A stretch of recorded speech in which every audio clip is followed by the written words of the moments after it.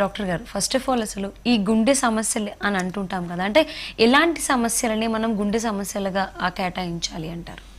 Okay, ముఖ్యంగా first అయితే నేను పిఎంసి ప్రేక్షకులందరికీ నమస్కారం అండి. చాలా very happy to be back with you all. Patriji గారికి నమస్కారాలు. నందా గారు చాలా మంచి ఫ్రెండ్.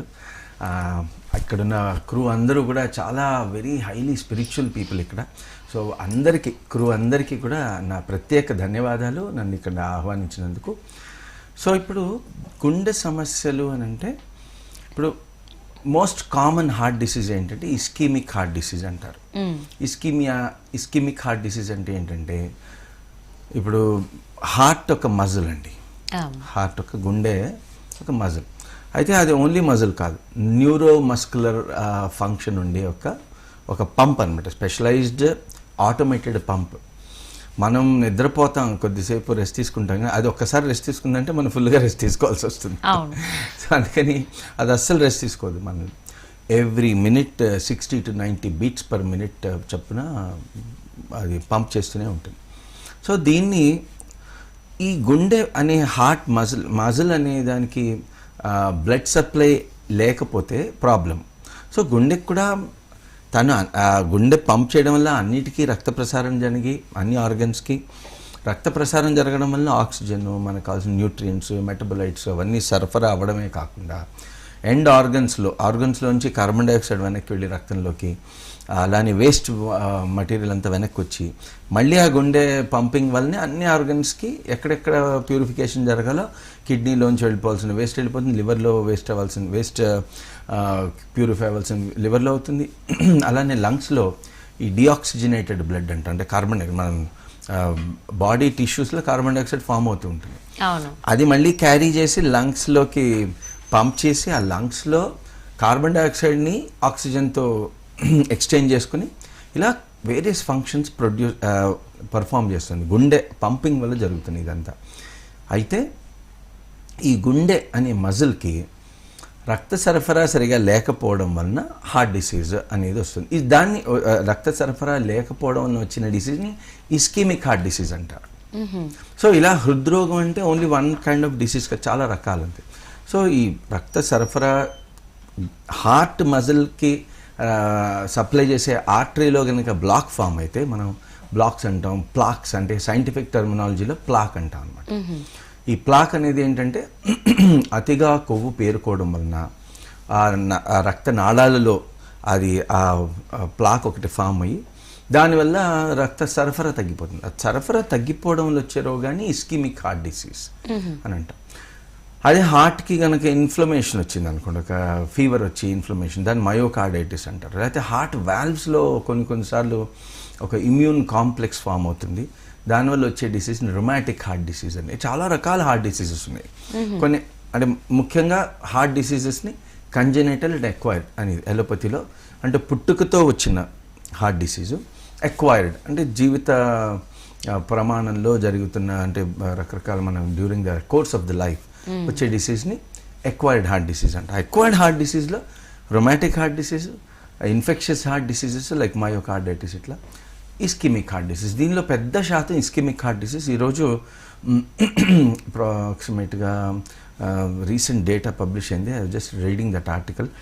19 మిలియన్లు అంటే 2 కోట్ల మంది ప్రపంచంలో హార్ట్ అటాక్ వల్ల చనిపోతున్నారు. సో ఎందుకు చనిపోతున్నారంటే రక్త నాళాలు, అంటే గుండెకి రక్త సరఫరా చేసే రక్త నాళాలు కనుక బ్లాక్ అయితే వాటి వల్ల హార్ట్ అటాక్ వచ్చే ఛాన్స్ ఉంటుంది. కాబట్టి దానివల్ల 2 కోట్ల మంది ప్రతి ఏడు ప్రపంచవ్యాప్తంగా చనిపోతున్నారు. ఇది పెద్ద ప్రాబ్లం. దీనిలో ఇంకో ప్రాబ్లం ఏంటంటే సడన్ కార్డియాక్ డిసీజ్. ఇప్పుడు ఏదైనా మన డాక్టర్ దగ్గరికి వెళ్ళాము, టీఎంటీ టెస్ట్ చేస్తారు, సార్ నేను నడుస్తుంటే కొద్దిగా ఛాతీలో పట్టినట్టుంది, అయితే నడుస్తుంటే గుండెలో పోటుగా ఉంటుంది, లేకపోతే ఛాతీలో పోటుగా ఉంటుంది, లేకపోతే ఛాతీలో మంట వస్తుంది. ఆ పోటు కానీ నొప్పి కానీ ఈ లెఫ్ట్ భాగంలో ఎక్కువ ఉంటుంది. లెఫ్ట్ నుంచి మన ఇంటర్స్కాపులరీ రీజన్ ఉంటుంది, వీపులోకి వెళ్తుంది. లేకపోతే కొంతమంది ఎలా అంటారంటే ఛాతీ నుంచి లెఫ్ట్ హ్యాండ్లోకి వెళ్తుంది, లేకపోతే గొంతులోకి వెళ్తుంది. కొంతమంది మంటగా ఉంటుంది అంటారు. ఇట్లా రకరకాల ప్రజెంటేషన్స్ ఉంటుంది. నడిచినప్పుడు పెరుగుతుంది సార్, ఆగిపోతే తగ్గిపోతుంది, ఒక 1-2 మినిట్స్లో తగ్గిపోతుంది అని చెప్పి చెప్తూ ఉంటారు. సో ఇలా ఈ ప్రజెంటింగ్ సిమ్టమ్ గనక ఉంటే డెఫినెట్గా రక్తనాళాలు అంటే హార్ట్కి సరఫరా బ్లడ్ సప్లై చేసే రక్తనాళాలలో బ్లాక్ ఉన్నది అని చెప్పి గుర్తించి మీ హార్ట్ సర్జన్ కానీ కార్డియాలజిస్ట్ కానీ ఏం చేస్తారు, కొన్ని టెస్టులు రాస్తారు. ఈసీజీ చేస్తారు ఫస్ట్. ఈసీజీలో కొన్ని చేంజెస్ కనబడితే కనుక టీఎంటీ, చేంజెస్ కనబడకపోయినా టీఎంటీ చేయాలి కొన్నిసార్లు. ఎందుకంటే టీఎంటీ చేసాము 2D డెఫినెట్గా చేస్తాం. అది ఒక ప్రోటోకాల్ ఉందిలేండి మా కార్డియాలజీ కాంగ్రెస్లో. అమెరికన్ హార్ట్ అసోసియేషన్ వాళ్ళు, కార్డియాలజిస్ట్ వాళ్ళందరూ కలిసి, అలాగే ఇండియన్ హార్ట్ అసోసియేషన్ ఉంది, చాలా సొసైటీస్ ఉన్నాయి. Pediatric cardiac society of India అని ఉంది, PCSI. I'm a member of PCSI by the way. So ఇలా ఈ కార్డియాక్ కాంగ్రెసెస్ అందరూ కూడా కొన్ని గైడ్ లైన్స్ ఇచ్చారు. దాని ప్రకారంగా హార్ట్ డిసీజ్ ఉందా లేదా రూల్ అవుట్ చేస్తాం అన్నమాట. టీఎంటీ అనే టెస్ట్ అంటే ట్రెడ్మిల్ టెస్ట్. నడిచినప్పుడు ఈసీజీలో చేంజెస్ ఎలా వస్తున్నాయి అని చెప్పి దానికి ఒక ప్రోటోకాల్ ఉంది, అది టీఎంటీ. టీఎంటీలో 7 to 10 మెట్స్ అని ఒక పారామీటర్ ఉంది. దానిలో కనుక పాజిటివ్ వస్తే డెఫినెట్గా యాంజియోగ్రామ్ చేయాలి. యాంజియోగ్రామ్లో ఎక్కడెక్కడ బ్లాక్స్ ఉన్నాయి కనబడతాయి అనమాట. సో ఈ పర్టికులర్ ఇప్పుడు నేనైతే చెప్పాను ఇస్కిమిక్ హార్ట్ డిసీజ్ అనేది పెద్ద ప్రాబ్లం ఈరోజు. ఎందుకంటే ప్రపంచవ్యాప్తంగా ఇందాక చెప్పుకున్నట్టు 2 కోట్ల మంది చనిపోతున్నారు. ఇది ఒకవేళ ప్రజెంటింగ్ సిమ్టమ్ ఉంటుంది చాలామందికి. ఇప్పుడు మొన్న గౌతమ్ రెడ్డి గారు అని ఒక మినిస్టర్ గారు ఉన్నారు.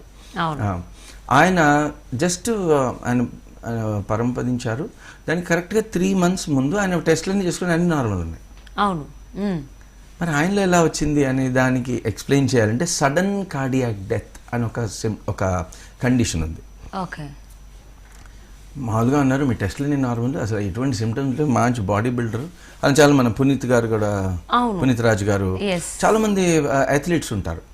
వాళ్ళు కూడా అథ్లీట్స్ అంటేనే వాళ్ళు బాగా ఫిజికల్ యాక్టివిటీ చేస్తున్నారు. ఓకే, మీరు ఫిజికల్ యాక్టివిటీ చేయట్లేదు, లేజీగా ఇంట్లో కూర్చున్నారు, మాకు హార్ట్ డిసీజ్ వచ్చింది, రక్తంలో ఇది మన రక్తనాళాల్లో కొలెస్ట్రాల్ పేరుకుపోయి ఈ రోగం వచ్చింది అని అంటే కొంత యూ కెన్ ఎక్స్ప్లెయిన్.